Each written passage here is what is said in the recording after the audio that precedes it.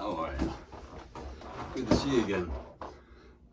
So today's topic will be, I'm going to try to keep this compact, 10 minutes. That's the goal. I'm going to stick to it.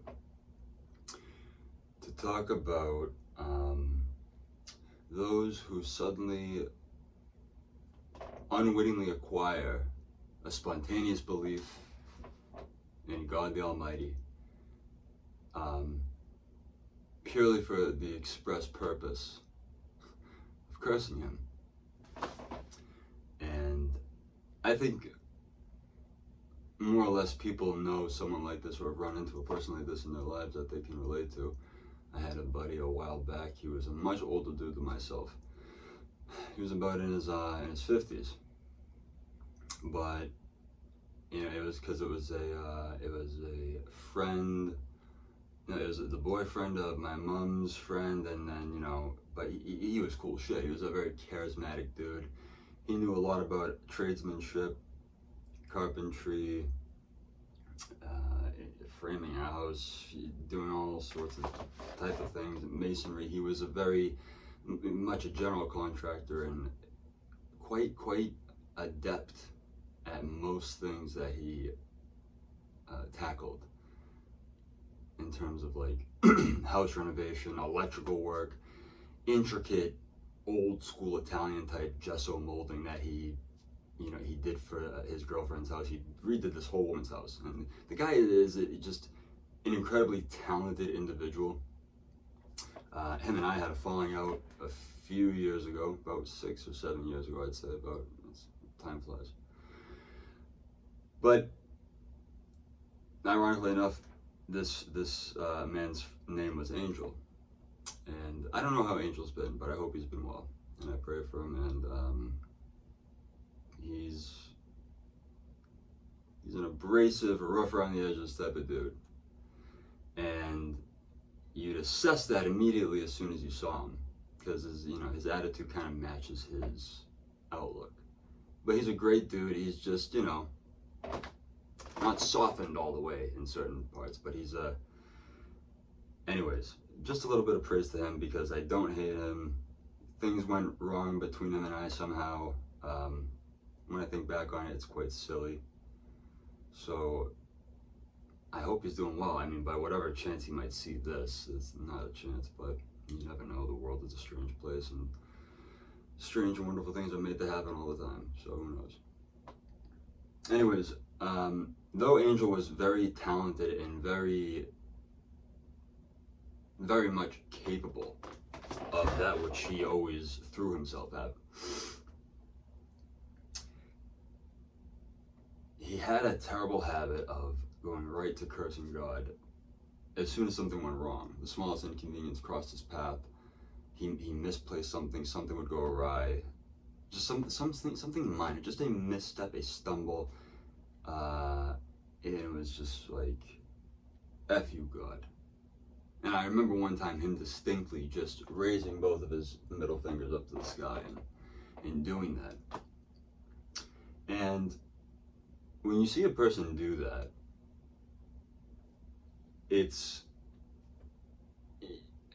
I don't know why, for whatever reason, I remembered him doing that, specifically the way he did it. I remember him and I were working on top of a roof.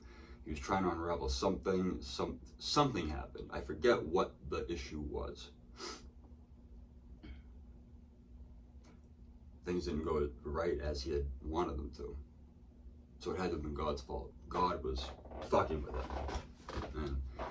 And I've had other people I know in my life have said similar things as to why they actually left a faith in Christ and God. It's because they feel that God is punishing them based on the fact that they follow them, and it's just that's just you would have to have more faith to believe in something like that than to believe anything in the Bible, to think that God is actually, like, you are here for the purpose of being punished by God. I think that is a terrible way that one allows himself to live. And why someone does that, I mean, if that's the logic, then God shall punish you whether or not you have a belief in him. It's just, it makes even less sense when you realize that arrives at, oh, so God can only punish you as long as you supplement what God is with your own belief in him. It's like, I don't get it. Like, what is it about your belief that you're connecting to God that is just a direct result to punishment? And what I feel like this all amounts to, what I've heard from other people say, what I've heard my friend Angel remark in the past in very crude, blunt ways, is that it's just, there's very little that people decide that they want to take accountability for in their own lives. People want to run to say, well, why? Why does God cause all the suffering? If he's so real and he's so powerful, why does he just come down and just fix anything? Because he gave us the power to fix shit on our own. You know, it's like when you hear someone say that, you have to think about, like, just on a personal level for them. Because what that always sounds like to me at this point is projecting. Well, how often are you running to God to blame him for when shit goes wrong in your life? And how often are you taking accountability for how unprepared you were for whatever task it was that you couldn't arise to complete or to meet or whatever? It's, why are you going to, because your soul is a real thing, God is a real thing, Jesus Christ of Nazareth, the one true risen God, is a real thing, and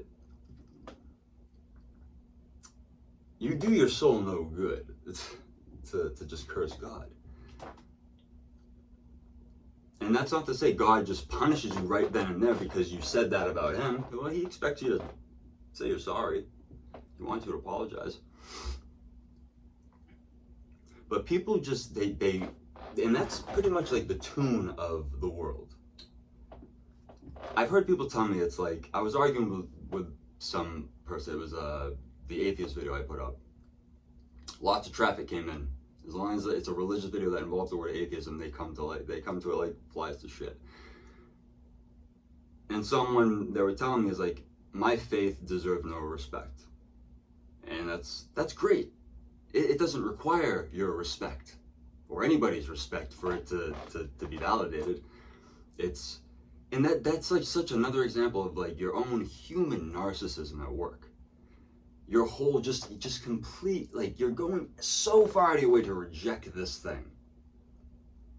But then to bring it back in, just to hold it to yourself for a second, just to say, fuck this thing, because this happened, and I didn't prepare for it the way I should have. And a lot of people live like that. And it's like, why is God doing this to me?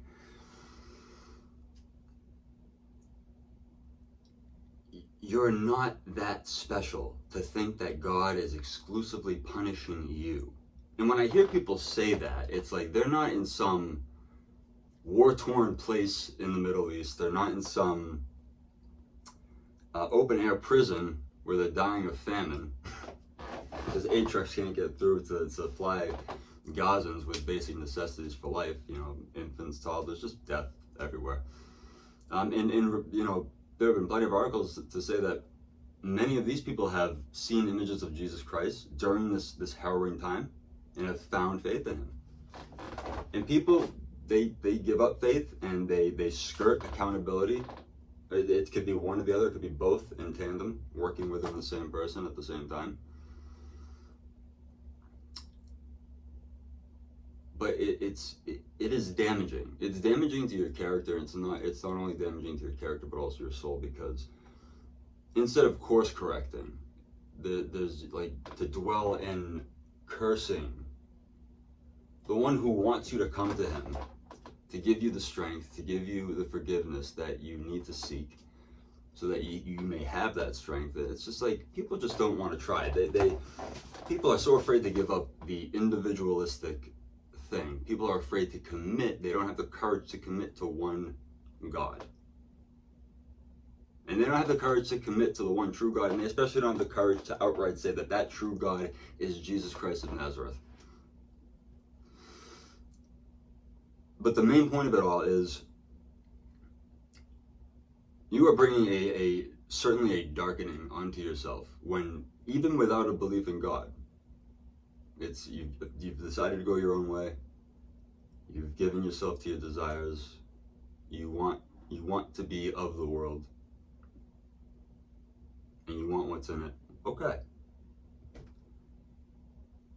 Never ends well. Never leads to a promising place, one that you'd want to spend eternity in.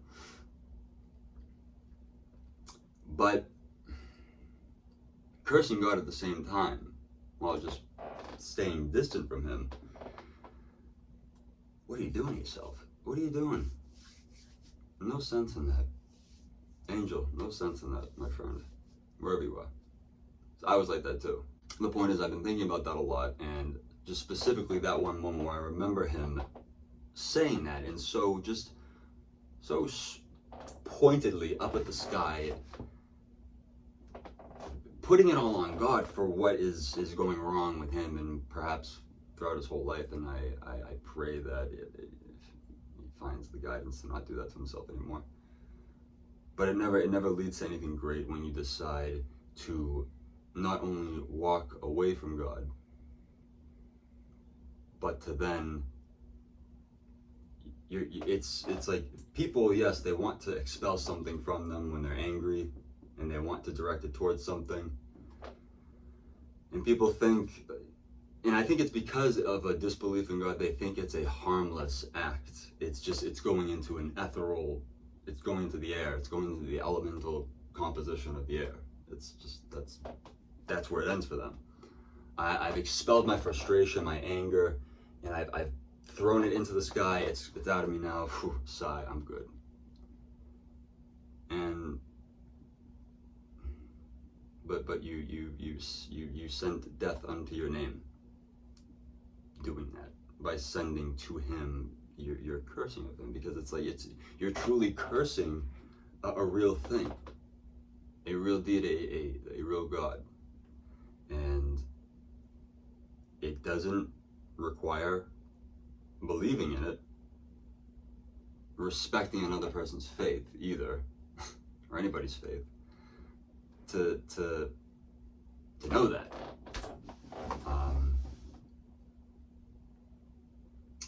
And when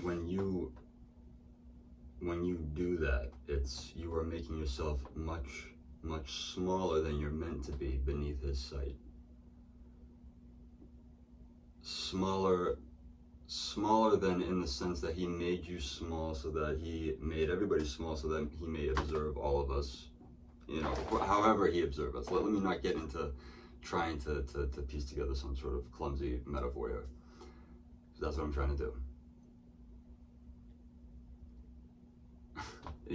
Like even being 10 minutes, yeah, that's out the window, fuck it. Being so far being Christian for the last about 6 months now, I've been at a point where I said, almost to say, what the fuck? Father, like, what? Like, why, Father? Just pejoratively though. Bad language being spoken out. I don't though. I don't even bother asking why. I just say, Father, take me away. Take me away, kill me, get rid of me. I can't do this anymore. And then I realized, like, that's just as bad as me saying to God, for me to say kill me is to say fuck this life, therefore it's to say fuck the Creator for creating me. And I had to think about that in my head, and I had to seek forgiveness for it, and so I did. And though I thought it was the best response, because I'm self-deprecating, I'm saying, I do not wish for this, that which you've given me. And then not only from that, it's God's not going to kill me, just because I ask him to. It's just, he's looking at me saying, kid, it's just you being you. You'll get through it, calm down, you'll come to me when you're ready, we'll talk it out, and I'll bless you, son. You'll be good. I'll allow you the strength. Just calm down, come to me, talk to me about it for a little bit. That's it. And because I had to realize too, what are you doing saying something like that? You're not thinking of your wife, your children, the people who love you, who need you. My children need me. My wife needs me because she needs her husband. She needs the father of her children, as well as I need them. And there is no inconvenience in my life that I could ever face that ever warrants me saying, cursing God for it, or wishing death unto myself, rejecting the image that He made me in. And it doesn't take a belief in God to self-inflict damage onto your soul. That's it. God bless you and God bless us all. Bye-bye.